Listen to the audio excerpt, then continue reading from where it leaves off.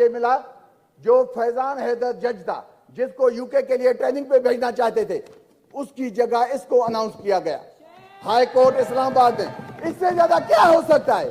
आप खान साहब को कहां तक रोक सकेंगे? भाई अगर आप लोगों में इतनी हिम्मत है तो अभी तो इलेक्शन में आ जाए ना। आपकी आखिरी डिमांड थी कि खान साहब डिस्क्वालीफाई हो जाए, खान साहब जेल में चला जाए। आपको ये वहम है, आपकी ये खुशफहमी है कि आप उनके बगैर ये इलेक्शन जीत जाएंगे। ये आपकी भूल है। पाकिस्तान का अवाम आपको निकाल के फेंक देगा, पूरी गवर्नमेंट को। आप कुछ भी नहीं कर सकते। इतनी हिम्मत है तो क्यों इलेक्शन से भागते हैं? ये इलेक्शन है ना।